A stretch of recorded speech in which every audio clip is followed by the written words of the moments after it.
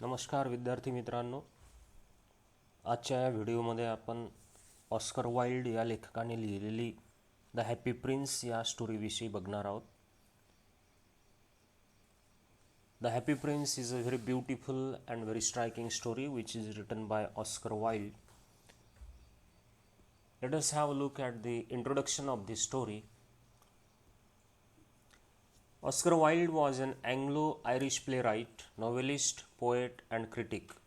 He is regarded as one of the greatest playwrights of the Victorian era.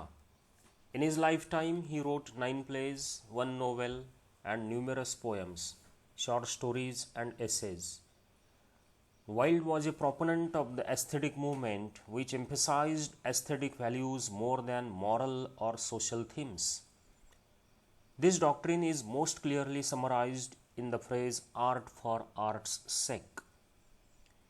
Besides literary accomplishments, he is also famous or perhaps infamous for his wit, flamboyance, and affairs with men. He was tried and imprisoned for his homosexual relationship, then considered a crime, with the son of an aristocrat. जेव्हा जेव्हा तुम्हाला long answer question लिहावं लागेल लेसनवर विचारलेला, तर त्यामध्ये लेखकाची माहिती तुम्हाला थोडक्यात लिहायची आहे, त्याचं इंट्रोडक्शन तुम्हाला लिहायचं आहे. तर अशा पद्धतीचं एखादं इंट्रोडक्शन तुमच्याजवळ तयार असू द्या. हा एक स्पेसिमेन म्हणून इंट्रोडक्शन मी तुम्हाला सांगितलं आहे. तर तुम्ही जेव्हा ॲक्च्युअल टेक्स्ट वाचाल, जेव्हा टेक्स्टमध्ये पॅराफ्रेझिंग दिलेलं असेल, त्यावरून एक शॉर्ट या पद्धतीचं इंट्रोडक्शन तयार ठेवायचं. ओके, पुढे जाऊ आपण व्हिडिओमध्ये. समरी बघा हॅपी प्रिन्सची. The story the happy prince has at least 3 themes. The first theme of the story is that outward beauty is nothing. It is just a show. The real beauties are love and sacrifices. The second theme is that love and sacrifice are 2 saving forces. And the third theme is that there is great gap between the rich and the poor, the rulers and the masses. तर the happy prince या स्टोरीचे आपल्याला एकंदर 3 theme पाहता येतील. Theme जर आपण काढण्याचा प्रयत्न केला, तर जो पहिला थीम आहे तो आपल्याला असं सुचवतो किंवा असं लक्षात येतो की आउटवर्ड ब्युटी एवढी महत्त्वाची नसते, बाह्य सौंदर्याला एवढं महत्त्व द्यायला नको. हा पहिला theme. It is just a show, तो फक्त एक देखावा असतो. आणि खरं सौंदर्य हे प्रेम आणि त्यागामध्ये दडलेलं आहे. ऑस्कर वाइल्डला या पद्धतीने आपला विचार लेखकांच्या समोर मांडायचा आहे आणि या कथेच्या माध्यमातून तो या ठिकाणी बाह्य सौंदर्य महत्त्वाचं नाही, तो फक्त शो असतो आणि खरं सौंदर्य हे प्रेम आणि त्यागामध्ये दडलेलं असतं. हा पहिला थीम या ठिकाणी तो मांडण्याचा प्रयत्न करतो आहे. And the second theme is that love and sacrifice are 2 saving forces. प्रेम आणि त्याग यांना त्याने सेव्हिंग फोर्सेस म्हटलेलं आहे. जसं माणसाला जिवंत राहण्याकरिता अन्न पाहिजे असते, वायू पाहिजे असतो, ऑक्सिजन पाहिजे असते आणि पाणी पाहिजे असते. तर व्यक्ती एक प्राणी म्हणून जर जगायचं आहे, त्याला एक ॲनिमल म्हणून जर त्याला जगायचं आहे, तर त्याला अन्नाची गरज आहे, पाण्याची गरज आहे, ऑक्सिजनची गरज आहे. But besides that as a human being, एक मानव म्हणून जेव्हा त्याची गणना केली जाते, तेव्हा मात्र त्याचे सेव्हिंग फोर्सेस आहेत love and sacrifice. And the third theme is that there is great gap between the rich and the poor. हा एक ज्वलंत प्रश्न जो अखिल विश्वाला सतावतो आहे. रिच आणि पुअरमधली जी गॅप आहे, रुलर्स आणि मासेसमधला जो एक डिफरन्स आहे तो. तर श्रीमंत आणि गरिबांमध्ये एक फार मोठी दरी आहे. हा थीम श्रीमंत आणि गरीब यांच्यामध्ये, तद्वतच रुलर्स आणि मासेस म्हणजे शासनकर्ते आणि सामान्य जनता यांच्यामध्ये वाढत चाललेली दरी, हा सुद्धा एक चिंतनाचा विषय या ठिकाणी लेखकाला मांडायचा आहे. तर अशा या 3 मुद्द्यांवर आधारित ही पूर्ण स्टोरी मूव्ह होत राहते. या स्टोरीचा प्लॉट हळूहळू पुढे जात राहतो. तर ही एक फेबल आहे. फेबल म्हणजे परिकथा. परिकथा म्हणजे असे कॅरेक्टर्स त्या कथेमध्ये आपल्याला गुंफलेले आढळतात की ज्या ठिकाणी इनॅनिमेट म्हणजे नॉन लिव्हिंग थिंगसुद्धा संवाद साधतात. जसं या कथेमध्ये तो हॅपी प्रिन्सचा स्टॅच्यू हा बोलतो, त्यानंतर एक पक्षीसुद्धा बोलतो. असे पशु पक्षी प्राणी किंवा नॉन लिव्हिंग थिंग जेव्हा संवाद साधतात आणि कथेमध्ये आपल्याला ते दाखवलेले असतात, that part of story or that part of literature is called as fable. तर एक सुंदर फेबल आहे, बघू काय होते. When the happy prince is alive, he lives in a palace where sorrow is not allowed to enter. He lives a life of happiness. However, when he dies, his courtiers set up his statue on a tall column. या कथेमधला जो आनंदी राजकुमार आहे, happy prince आहे, जेव्हा तो जिवंत असतो तेव्हा दुःख त्याच्या राजवाड्यामध्ये प्रवेशही करू शकत नाही. सुख भरभरून वाहत असतं, आनंद सगळीकडे असतो आणि दुःख काय चीज आहे याची त्याला पुसटशीही कल्पना नसते. मिझरी काय आहे, सॉरो काय आहे, या गोष्टी त्याला स्पर्शही करत नाहीत. तो आनंदी लाईफ जगत असतो. पण जेव्हा मात्र तो मरण पावतो तेव्हा त्याचे दरबारी किंवा त्याच्या राज्यातले जे कोणी प्रशासक असतात ते त्याचा एक भला मोठा पुतळा त्या शहराच्या मधोमध मोठ्या कॉलमवर उभारतात. The statue of the prince sees all the misery of the city.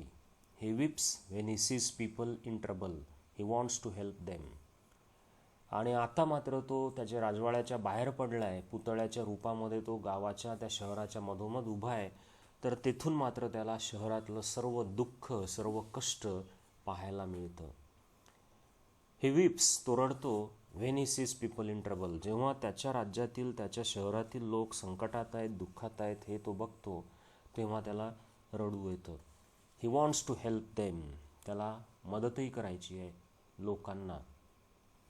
त्याच वेळेला काय होतं पहा, जेव्हा टेक्स्ट तुम्ही वाचलं असेल, तो व्हिडिओ बघितला असेल, तेव्हा तुम्हाला ते लक्षात आलं असेल की त्याच वेळेला पक्षी त्या शहरावरून जात असतात, त्यामध्ये एक स्वॅलोसुद्धा असतो.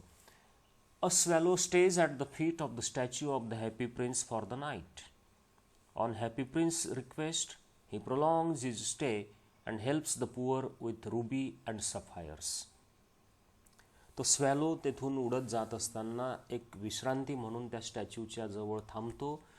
नंतर तो स्टॅच्यू त्याला विनवणी करतो की तू इजिप्तला जाणं जरा पुढे ढकल, माझं थोडं काम कर, मला थोडी मदत कर. मी या ठिकाणाहून माझ्या शहरातील दुःखी लोकांना बघतोय, तर मी ज्याला ज्याला सांगेल त्याला त्याला तू मदत कर.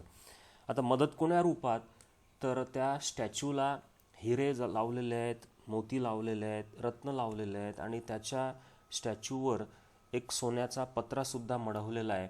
तर ह्या सर्व गोष्टी त्या स्टॅच्यूला बिनकामाच्या आहेत. म्हणून त्याला असं वाटते की ज्या लोकांना या धनाची, या संपत्तीची आवश्यकता आहे ती त्यांना मिळालं पाहिजे आणि यामध्ये तो स्वॅलोची मदत घेतो. बघतो की कोण दुःखी आहे, कोणाला पैशाची गरज आहे, त्या प्रत्येकाला, कोणाला त्याच्या डोळ्यात मढवलेले ते हिरे तो काढून देतो, त्याच्या तलवारीच्या मुठीत असणारे रत्न तो काढून देतो आणि मग शेवटी त्याच्या बॉडीवर चढवलेले ते सोन्याचे पानंसुद्धा तो काढून देतो. तर ही मदत करण्यासाठी त्याला स्वॅलोची आवश्यकता असते. विनंती करतो आणि तो सुद्धा मग तिथे थांबतो. When the happy prince cannot see anymore, the swallow decides to stay with the happy prince forever. सर्व काढून दिल्यानंतर आता हॅपी प्रिन्सने डोळ्यातील सफायर्स काढून दिल्यामुळे तो आंधळा बनतो आणि मग स्वॅलोला वाटते की अरे आता आपला मित्र आंधळा झालाय, आपण आता याच्याजवळच नेहमीसाठी थांबलं पाहिजे. Then he helps the people with the gold covering of the happy prince. At the end, he dies of frost. The heart of the happy prince also breaks. असं करता करता तो हॅपी प्रिन्सचा स्टॅच्यू पूर्णपणे जो मढवलेला असतो हिरे, माणिक, मोतींनी, आता मात्र फक्त त्याचा एक ढाचा, एक सापळा तिथे शिल्लक राहतो. आणि स्वॅलोसुद्धा नंतर काही दिवसानंतर फ्रॉस्ट जास्त वाढल्यामुळे, थंडी जास्त वाढल्यामुळे तो मरण पावतो.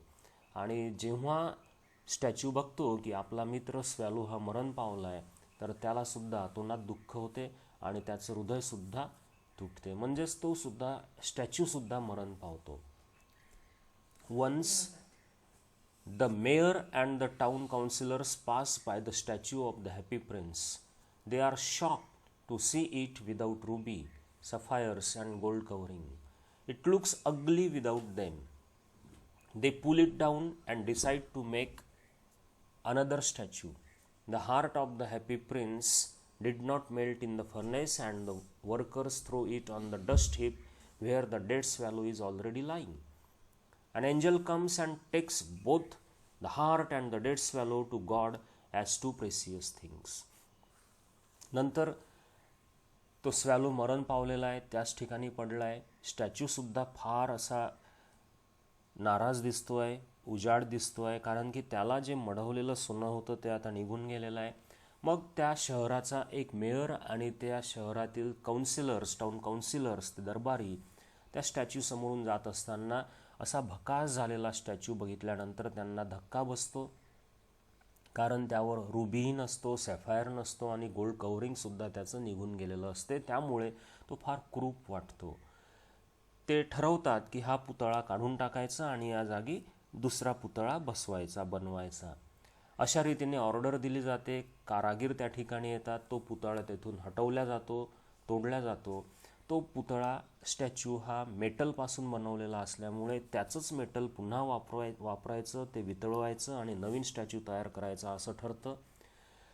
आणि म्हणून त्या स्टॅच्यूचं मेटल फर्नेसमध्ये म्हणजे भट्टीमध्ये वितळण्याकरिता टाकलं जातं. त्यामध्ये त्या कामगारांना एक गोष्ट आढळते की त्या स्टॅच्यूचं हार्ट मेल्ट होत नाही, ते वितळत नाही. ते वितळत नाही म्हणून ते काय करतात, कचऱ्याच्या ढिगावर ते फेकून देतात. योगायोगाने त्या स्टॅच्यूचं ते हार्ट त्या ठिकाणी जाऊन पडते ज्या ठिकाणी तो डेड स्वॅलो पडलेला आहे. कारण की शेवटी तो एक पक्षी आहे, तो मरण पावलेला आहे आणि माणसाने तो पक्षीसुद्धा कचरा म्हणून समजला आणि त्या कचऱ्याच्या ढिगावर तो फेकून दिला आणि हे हार्टसुद्धा स्टॅच्यूचं त्या ठिकाणी फेकून दिल्या जाते. त्याच वेळेला एक एंजल, एक देवदूत त्या ठिकाणी येतो आणि त्या दोन्हीही वस्तू, एक म्हणजे तो डेड स्वॅलो, त्याची डेड बॉडी आणि हॅपी प्रिन्सचं ते ब्रोकन हार्ट ह्या तो घेतो आणि ईश्वराजवळ चालला जातो. तो त्या काय म्हणून घेतो तर प्रेसियस थिंग्स, सर्वात मौल्यवान वस्तू या पृथ्वीवरील कोणत्या असतील याच्या शोधात ईश्वराने त्या एंजलला पाठवलेलं असते. तो एंजल पृथ्वीवर सर्वदूर फिरतो आणि शेवटी त्याला असं दिसते की या पृथ्वीवरील सर्वात प्रेसियस गोष्टी कोणत्या असतील तर ते म्हणजे तो स्वॅलो आणि त्या हॅपी प्रिन्सचं हार्ट. तो ते स्वतःजवळ घेतो आणि नंतर आपल्या ईश्वराजवळ जातो. विद्यार्थी मित्रांनो, अशा पद्धतीने एक सुंदर कथा आहे की जगामध्ये सर्वात चांगली गोष्ट कोणती असेल तर सुंदर मन, आपला ॲटिट्यूड, आपली थिंकिंग लाईन, आपण कशा दृष्टीने विचार करतो, आपली इतरांना मदत करायची तयारी आहे की नाही. म्हणजे बाह्य सौंदर्यापेक्षा आपलं अंतर्मन महत्त्वाचं असतं. आपला इतरांप्रती असणाऱ्या ज्या संवेदना आहेत त्या आपलं सौंदर्य ठरवत असतात. आणि म्हणून ईश्वर जेव्हा त्या एंजलला, त्या देवदूताला पृथ्वीवर पाठवतो सर्वात सुंदर गोष्टी शोधून आणण्यासाठी, तर एंजल तो स्वॅलो आणि त्या स्टॅच्यूचा हार्ट घेऊन जातो. तर ऑस्कर वाईल्डला या ठिकाणी नेमकं तेच दाखवायचं आहे विद्यार्थी मित्रांनो की outward beauty is nothing. Okay, तर अशा रीतीने द हॅपी प्रिन्स या लेसनची ही समरी तुमच्यासमोर सांगितली. You read it by heart, try to write it down many times and have a great practice for it. Okay, thank you very much. See you in the next video.